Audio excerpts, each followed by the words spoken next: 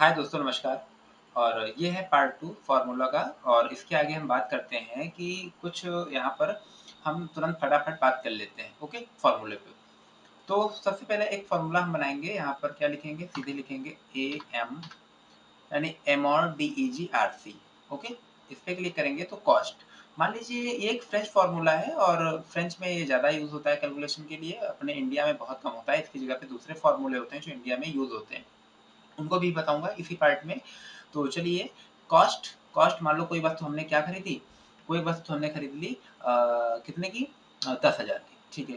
Date कब खरीदी थी हमने? कॉमा लगाएँगे और डेट हमने खरीदी थी इस डेट को, यानी 1/1/2024 को खरीदा था। फर्स्ट पीरियड क्या था? 31/12 तक हमको निकालना है। सॉल्वेज 0 है और पीरियड भी 0 है और रेट हम 15% निकाल लेंगे और फिर कॉमा लगाएँगे और बेसिस देखिए ये ऊपर 360 है बट हमारे यहाँ क्या चलता है 365 वाला। तो एक्चुअल 365 वाला लगाएँगे और ब्रैकेट बंद करेंगे और एंटर करेंगे। तो यहाँ देखिए 3750 निकल के आया हुआ है, ओके? यानी 3750 क्या है? डिप्रिसिएशन है। डिप्रिसिएशन निकालना होता है। दूसरा इसी का भाई है, ट्राई करते हैं उसको भी। एमोर लिंक, ठीक है? एमोर LINC, इसको करेंगे डबल क्लिक। कॉस्ट कॉस्ट हमने ये रखा, कॉमा लगाया, डेट को परचेज्ड किया, कॉमा पीरियड कब तक, फर्स्ट पीरियड तक हमको निकालना है। सॉल्वेज 0 रखेंगे, पीरियड भी 0 रखेंगे, 15% रेट के हिसाब से रखेंगे और यहाँ पर ये एक्चुअल जो है क्या लगाएंगे? एक्चुअल 365 वाला लगाएंगे, ठीक है? और 365 वाला लगाने के बाद हम इसको बंद करेंगे और एंटर करेंगे। तो 1500 रुपये आ गया है, ओके? ठीक है? तो यहाँ पर 1500 आ गया और एमॉर है जी, क्योंकि फ्रेंच फ़ॉर्मूला है, थोड़ा-सा डेप्रिसिएशन इसमें ज़्यादा आता है और यहाँ पर इंडिया में एमॉर लिंक का ज़्यादा यूज़ होता है, ठीक है? अब अगर एसएलएन की बात करेंगे तो एसएलएन का फ़ॉर्मूला लगाते हैं यहाँ पर, ठीक है? एसएलएन एसएलएन जैसे ही क्लिक करेंगे, कॉस्ट सॉल्वेज लाइफ।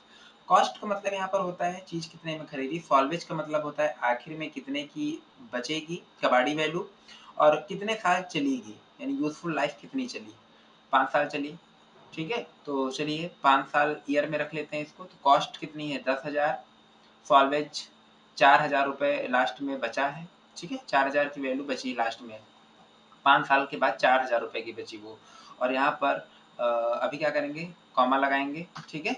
तब सॉल्वेज लिखेंगे, फिर कॉमा लगाएँगे। देखो फ़ॉर्मूले के हिसाब से, फ़ॉर्मूला आपको चेक करते रहना। और लाइफ़ कितनी है? 5, 5 लगा देंगे और शिफ्ट के साथ ब्रैकेट बंद करेंगे और एंटर करेंगे।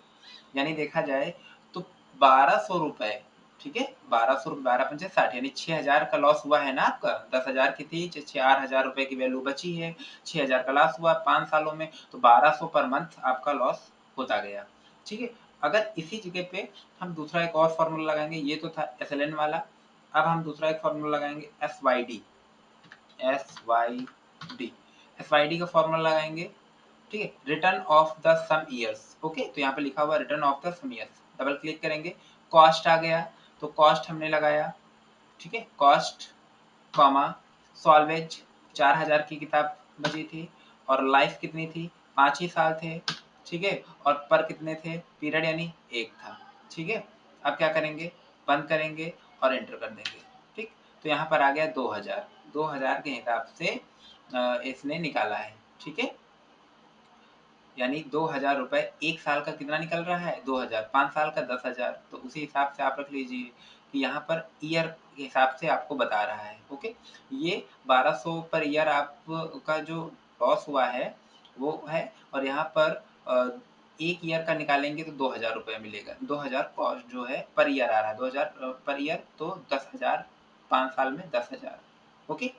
तो इस तरह से एसवाईडी भी निकाल सकते हैं। एसवाईडी का मतलब क्या होता है? सम ऑफ द ईयर। इसमें शुरू के सालों में ज़्यादा गिरावट आती है, लगता है, और बाद के सालों में कम हो जाती है, क्योंकि नई चीज़ जल्दी पुरानी होती है, ओके?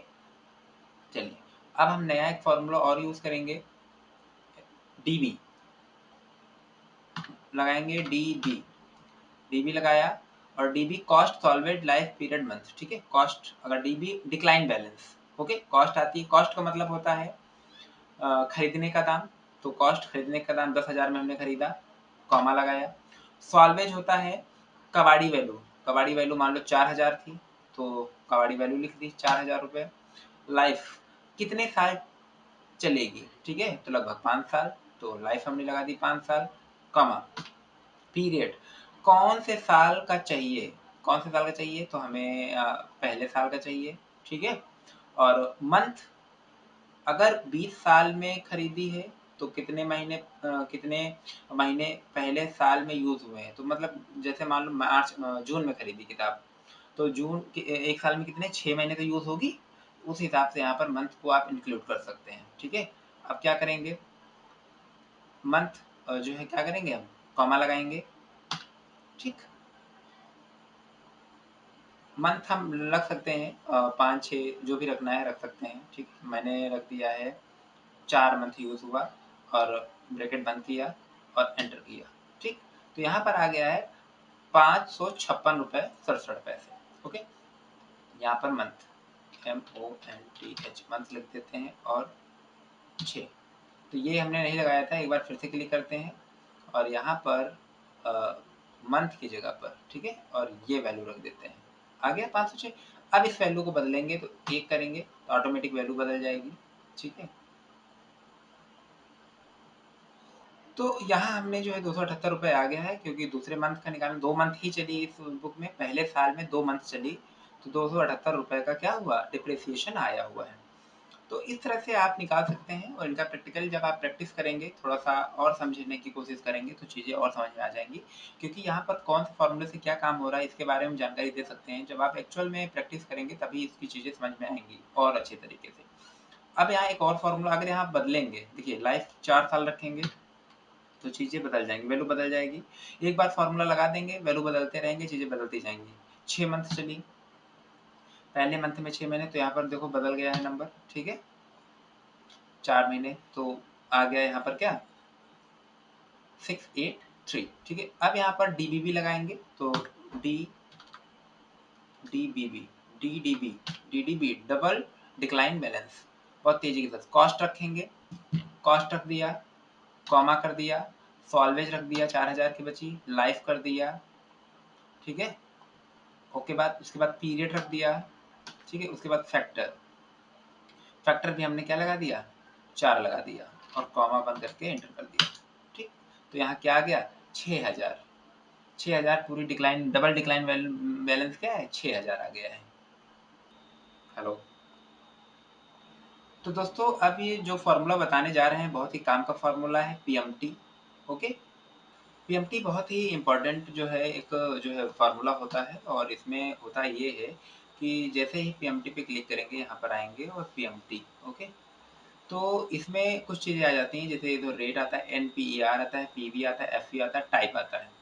रेट समझ लेते हैं एक एक चीज़ को क्या होता है। रेट क्या होता है कि मान लीजिए आपने कोई कार खरीदी, ओके, और 1 महीने का ब्याज इंटरेस्ट जो होता है वो यहाँ पर रेट के हिसाब से रखता है। मान लो रेट जो था वो जितने परसेंट होता है 12%, 10%, 16%, वो आपको रेट यहाँ पर डालना है।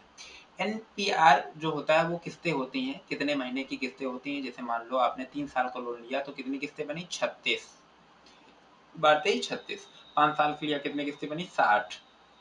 पीवी का मतलब होता है कितने का लोन लिया है, प्रेजेंट वैल्यू, 10 लाख का लिया, 20 लाख का लिया, 1000 का लिया, 2000 का लिया, वो यहाँ पर पीवी में आ जाएगा। एफवी, एफवी का मतलब होता है आखिर में कितना बचेगा, यानी खाली छोड़ दो तो आप बचेगा तो है ही नहीं, क्योंकि सब कुछ तो जेब से जा रहा है। और टाइप भी आपको जीरो ही कर देना है, एंड में ही देना है आपको ईएमआई, तो जीरो कर देना है, स्टार्ट में देना है तो 1 कर देना है। तो इसको भी जीरो कर दीजिए, इसको भी जीरो कर, तीन जो रेट एनपीआर पीवी तीन चीजें इंपॉर्टेंट होती हैं, इसलिए ब्लैक से यहाँ पर दिख रहा है। तो चलिए मैंने एक चीज़ यहाँ पर बनाई है, रेट 12% का है, एनपीआर 60, 5 साल के लिए लोन लिया है, और पीवी यानी 10,000 रुपये का लोन लिया है। तो चलिए पीएमटी लगाते हैं, पीएमटी। पीएमटी का मतलब क्या होता है, calculate the payment for loan based of the constant payment and the constant interest rate. Double click करेंगे, रेट आ जाएगा, कॉमा लगाएंगे, एनपीआर कितने महीने के लिए 60 महीने के लिए लिया है, यानी 5 साल के लिए लिया है। कितने का लोन लिया है 10,000 का लोन लिया है, ओके। शिफ्ट के साथ बंद कर देंगे और एंटर कर देंगे। तो 5 साल में ये क्या जा रहा है, 60 महीने में 1201 रुपये यानी पर मंथ आपका जाएगा, ओके, 5 सालों में।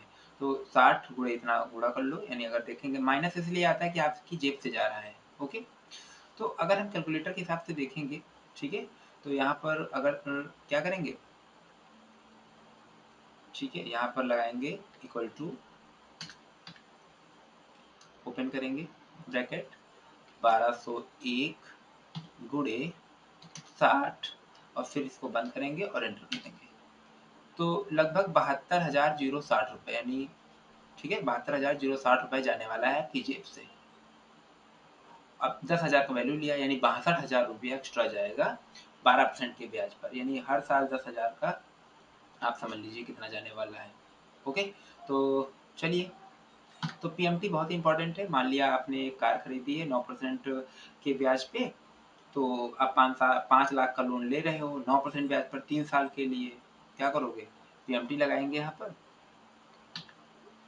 पीएमटी लगा दिया हमने।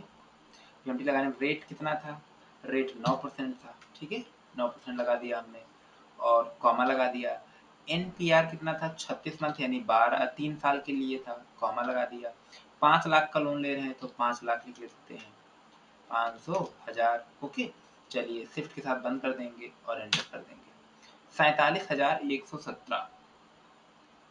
ओके, तो 47,117 के हिसाब से जो है क्या है, आपकी जेब से जाने वाला है ईएमआई। ओके, चलिए, इसी के साथ कुछ और फॉर्मूले हैं, वो हम नेक्स्ट क्लास में बताएंगे, ठीक है। धीरे धीरे आप फॉर्मूले सीखते रहिए, प्रैक्टिस करिए, और कुछ फॉर्मूले आप जैसे मेटा एआई है, चैट जीपीटी है, वहाँ पर डालेंगे तो पूरी डिटेल आपको दे देगा, वहाँ से भी आप फॉर्मूलों की प्रैक्टिस आसानी से कर सकते हैं, क्योंकि बहुत सारे फॉर्मूले हैं और कब कहाँ यूज़ होगा, तो सारी चीज़ें इस चैप्टर मतलब क्लास में नहीं एक्सप्लेन की जा सकती हैं, क्योंकि यहाँ पर क्या कुछ थ्योरी पार्ट भी होता है समझाने के लिए, क्योंकि डायरेक्ट फार्मूला अप्लाई करेंगे तो आपको समझ में नहीं आएगा, कुछ थ्योरी पार्ट भी अगर लिखा होगा तो आपको आसानी से समझ में आ जाएगा।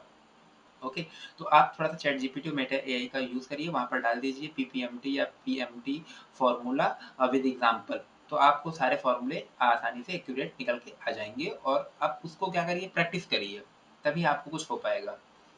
चलिए, इसी के साथ धन्यवाद, और मिलते हैं आगे, कुछ और फॉर्मूले हैं उन पे बात करेंगे।